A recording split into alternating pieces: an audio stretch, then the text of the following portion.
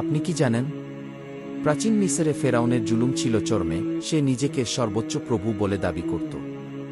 এক রাতে সে স্বপ্ন দেখে বনি ইসরায়েলের একজন ছেলে তার সিংহাসন ধ্বংস করবে। সে আদেশ দেয় সব নবজাতক পুত্র সন্তানকে হত্যা করতে। এই কঠিন সময়ে আল্লাহ হযরত মুসা আলাইহিওয়াসাল্লাম এর মায়ের মনে চিন্তা দেন, যাতে তিনি তার সন্তানকে একটি ঝুড়িতে রেখে নীল নদে ভাসিয়ে দেন।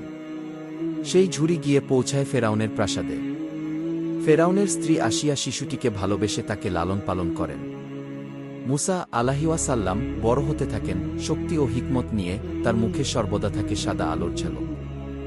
একদিন তিনি একজন মিসরীয়কে অন্যায়ভাবে মারতে দেখে প্রতিরোধ করতে গিয়ে ভুল করে তাকেই হত্যা করে ফেলেন। এরপর তিনি মিসর ছেড়ে পালিয়ে যান মাদিয়ানে। সেখানেই তিনি এক নেক নারীকে বিয়ে করেন এবং কয়েক বছর পর ফিরে আসেন মিসরে। পথে তিনি এক আগুন দেখতে পান। আগুনের পাশে গিয়ে আল্লাহ তার সাথে কথা বলেন ও তাকে নবী মনোনীত করেন। আল্লাহ তাকে ফেরাউনের কাছে পাঠান সত্যের দাওয়াত দিতে।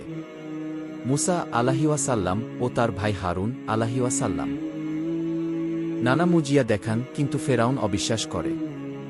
অবশেষে আল্লাহর হুকুমে মুসা আলাইহিওয়াসাল্লাম বনি ইসরায়েলদের নিয়ে রাতের আধারে মিসর ছাড়েন। ফেরাউন তাদের পেছনে ধাওয়া করে, কিন্তু লোহিত সাগরের সামনে আল্লাহর আদেশে মুসা আলাইহিওয়াসাল্লাম লাঠি দিয়ে পানিতে আঘাত করেন, আর সমুদ্র দুভাগ হয়ে যায়। বনি ইসরায়েল নিরাপদে পার হয়ে যায়, আর ফেরাউন ও তার বাহিনী সমুদ্রে ডুবে যায়। মৃত্যুর মুহূর্তে ফেরাউন ঈমান আনার চেষ্টা করে, কিন্তু তখন আর তা কবুল হয় না। এই কোরআনিক গল্প আমাদের শেখায়, সত্য কখনো পরাজিত হয় না, আল্লাহর উপর ভরসা রাখলে যে কোনো শক্তির মোকাবিলা করা যায়।